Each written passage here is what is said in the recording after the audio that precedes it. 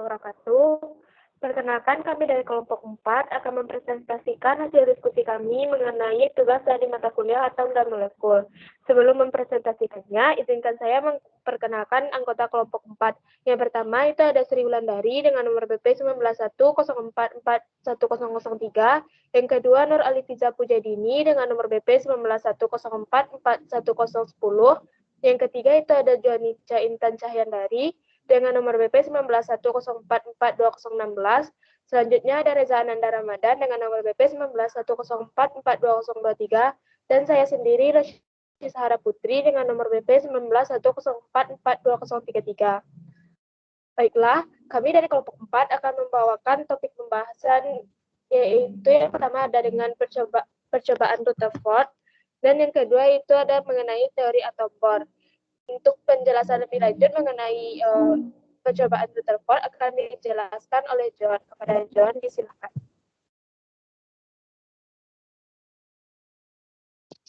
Baik, terima kasih kepada Ira. Di sini John akan menjelaskan tentang percobaan Rutherford. Dalam percobaan ini, Ernest Rutherford pada tahun 1871 sampai 1937 menimbakkan partikel alfa pada kepingan emas tipis dengan tebal 1/100 mm. Partikel alfa adalah partikel yang mempunyai massa 700 kali massa elektron. Hasil pengamatan ini menunjukkan bahwa adanya partikel-partikel yang dihamburkan, dibelokkan, dan dipantulkan. Berdasarkan hasil eksperimennya, Rutherford menyangkal teori atom J.J. Thomson. Pada tahun 1911, ia menyusun model atom yang baru. Selanjutnya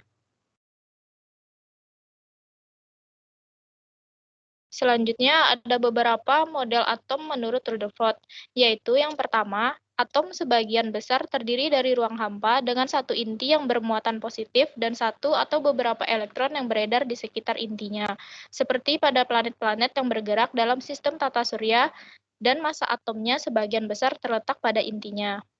Kemudian yang kedua yaitu atom secara keseluruhan bersifat netral. Muatan positif pada inti sama besarnya dengan muatan elektron yang beredar di sekitarnya. Muatan positif pada inti besarnya sama dengan nomor atom dikalikan dengan muatan elementernya. Kemudian yang ketiga yaitu inti dan elektron saling tarik-menarik.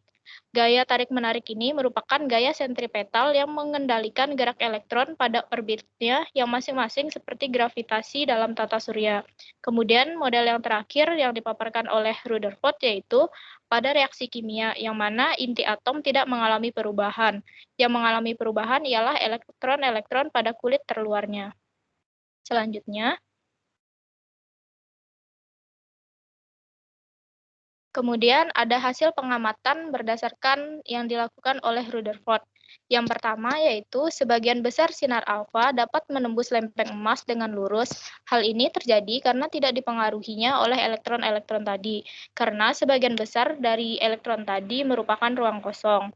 Kemudian yang kedua yaitu sebagian kecil dari sinar alfa yang dibelokkan karena lintasannya terlalu dekat dengan inti atom sehingga dipengaruhi oleh gaya tolak inti atom karena inti atom bermuatan positif.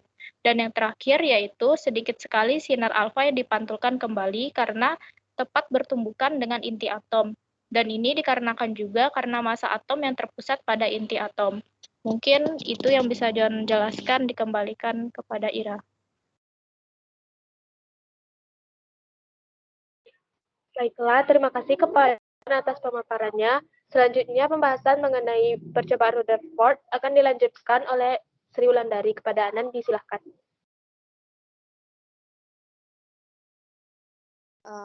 Baiklah, saya akan menjelaskan tentang kelebihan atau Rutherford. Yang pertama, atom memiliki inti atom yang bermuatan positif dan di sekelilingnya terdapat elektron yang mengelilinginya. Kedua, dapat menerangkan fenomena penghamburan partikel alfa oleh selaput tipis emas. Yang ketiga, inti atom dan dapat ditemukan.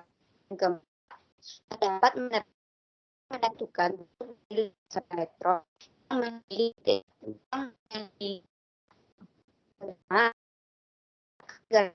sekitar inti.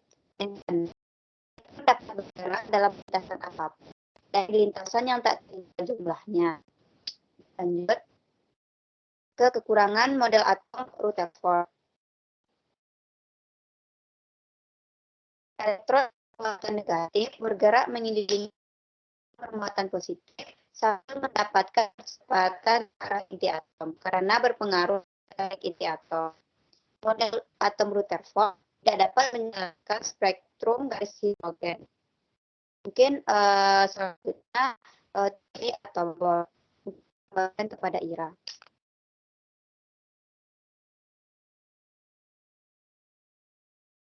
Baiklah, terima kasih kepada Anan atas penjelasan mengenai percobaan Rutherford. Selanjutnya itu pembahasan kedua, yaitu mengenai teori atom Bohr yang akan dijelaskan oleh Dini. Kepada Dini, disilahkan. Baik, terima kasih Ira. Saya akan menjelaskan mengenai teori atom Bohr.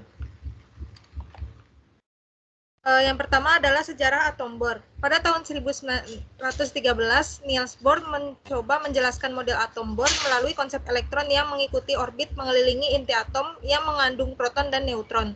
Menurut Bohr, hanya terdapat orbit dalam jumlah tertentu, dan perbedaan antar orbit satu dengan yang lain adalah jarak orbit dari inti atom.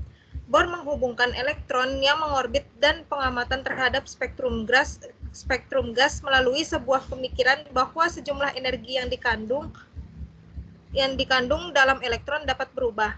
Karena itu, elektron dapat mengubah orbitnya tergantung dari perubahan energinya.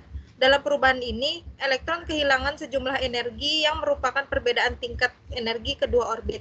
Energi yang dipancarkan ini dapat dilihat dalam bentuk sebuah foton cahaya yang panjang gelombangnya berdasar pada perbedaan tingkat energi kedua orbit. Yang kedua adalah bunyi model atom Bohr. Yang pertama, atom terbentuk dari sebuah inti yang memiliki muatan positif, lalu dikelilingi oleh elektron yang menyerupai lintasan atau bermuatan negatif. Elektron yang mengelilingi atom bisa pindah dari satu lintasan ke jalur lainnya.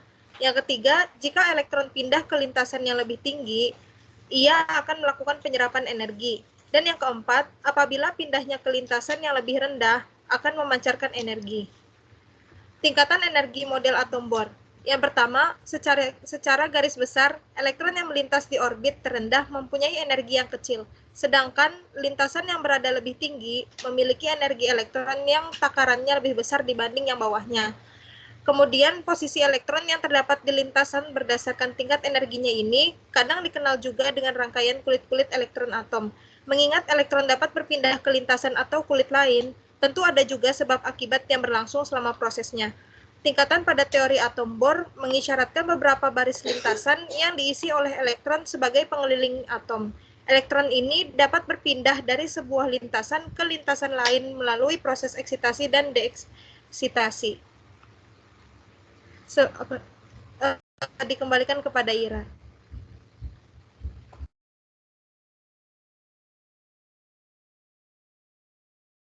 Terima kasih kepada Dini atas penjelasan mengenai model atom Bohr. Selanjutnya penjelasan mengenai kelebihan dan kekurangan teori atom Bohr akan dijelaskan oleh Reza. Kepada Reza, disilahkan.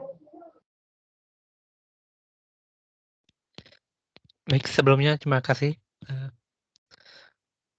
Selanjutnya saya akan membahas tentang kelebihan dan kelemahan. Kelebihan dari model atom Bohr adalah dapat menjelaskan formula Rydberg mengenai garis-garis emisi spektral atom hidrogen.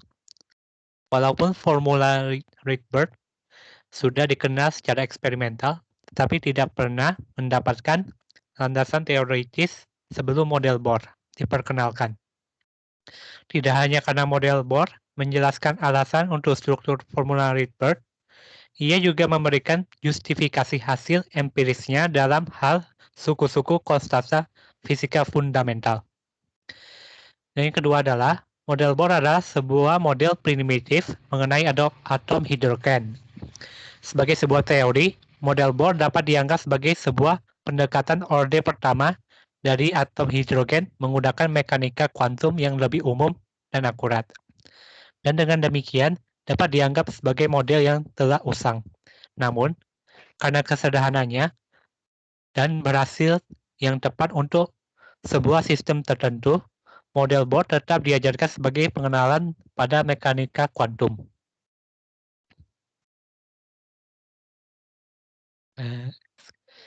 Kemudian kelemahan dari model atom Bohr ialah kendati Bohr sudah menjelaskan pembaruan dalam penelitian atom, tetap terdapat kekurangan dari teori yang diungkapkannya.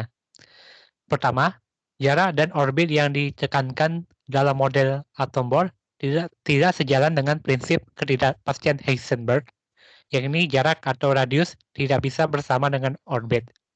Dan yang kedua, teori atom Bohr juga tidak mampu memberikan jawaban atas efek Zeeman, yaitu efek yang ketika garis spektrum terbagi-bagi akibat adanya sebuah medan magnet.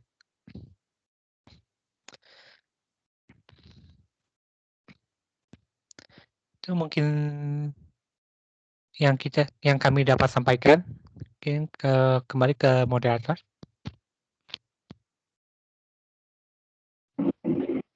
Baiklah, mungkin itu penyampaian dari kelompok 4 mengenai percobaan Rutherford dan teori atom Bohr. Sekian dari kelompok kami. Mohon maaf apabila ada kesalahan penyampaian atau kekurangan. Kami sudahi. Assalamualaikum warahmatullahi wabarakatuh. Waalaikumsalam warahmatullahi wabarakatuh. Thank you guys. Bye-bye. Alah, ini masih direkam, Bang.